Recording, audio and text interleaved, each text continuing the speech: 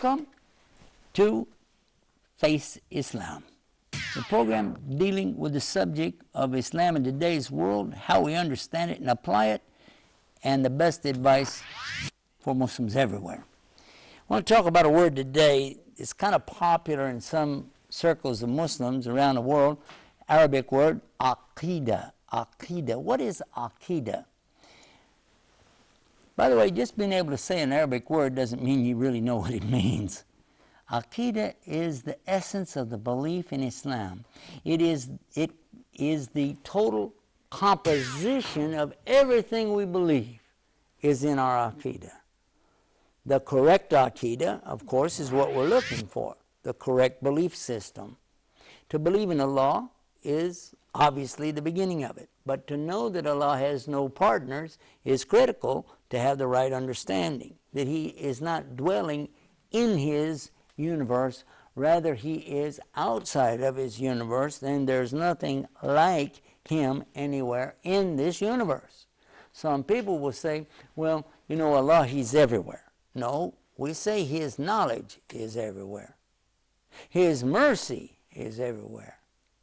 His understanding, His sight, His hearing, His justice, all of these things, you can apply that, but not Him. You can't say, well, He personally comes into the universe, because that isn't the understanding of the righteous predecessors in Islam. None of them adhered to that, nor did our Prophet, peace be upon him. So the right Aqeedah really has to be of the Prophet, peace be upon him, himself. And what was it that he taught us? First and foremost, he said it, La ilaha illallah. That is the beginning of everything. Without that, there's nothing. One of the famous scholars in Egypt recently wrote a book, and it's called The Secret Word. Actually, I think he called it The Sacred Word in English, Sacred Word. And what is that word? I'm going to spoil the surprise. It's La ilaha illallah. You'd really enjoy reading that book.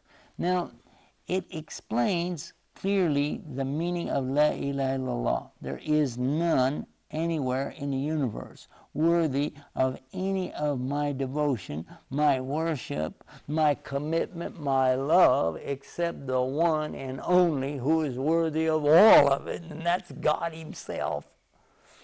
My understanding has to be not just where He is or isn't, but also who He is and who He isn't.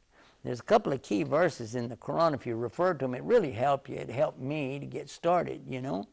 And the first one I like to call your attention to actually is chapter 112, Surah Ikhlas, Qul huwa Allahu ahad. It says here, say He is Allah, the uniquely one, Allahu samad. He is independent of His creation, but the creation needs Him always.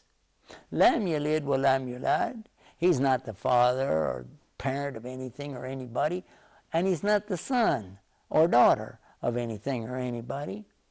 وَلَمْ يَكُنْ لَهُ كُفُوًا أَحَدٌ. He's not like anything. He's uniquely ahad, one. All right. Now let's go back to the beginning of the Quran, chapter 2.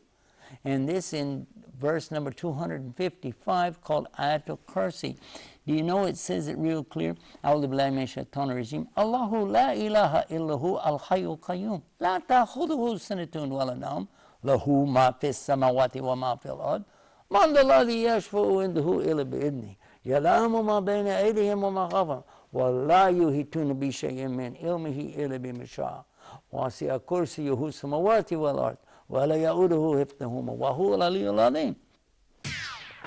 The meaning behind this is very clear, that Allah is telling us that He is the one beside whom there's none other to worship. He goes on, though, to tell us who He is and who He isn't. He tells us He doesn't sleep. He doesn't need to rest. He tells us He's the owner of the entire universe, the creator and sustainer of all. He even goes on to tell us that all knowledge is only from Him, and you don't have any unless He gives it to you. Then He talks about His kursi. He says His kursi extends over the universe, the heavens and the earth. And that kursi, by the way, compares to His throne like a ring you'd throw in the desert. That's how small the kursi is compared to his arsh. So the universe is tiny compared to the kursi is tiny compared to the arsh is tiny compared to, forget about comparing to Allah. And that's why then it goes on, and he never grows weary or tired of taking care of all of it. And he is mighty, majestic, and far above all. La ilaha illallah. So we get a real clear picture now of who Allah is not, that's for sure. But there's more in the Quran telling us he's not like. Laysa kamithlihi shay'in. Allah said there isn't anything like him. We understand from this that the true Aqeedah in Islam is to understand that the uniqueness of Allah goes beyond anything we can imagine, and that he is the only one worthy of our worship. And that helps us to face Islam.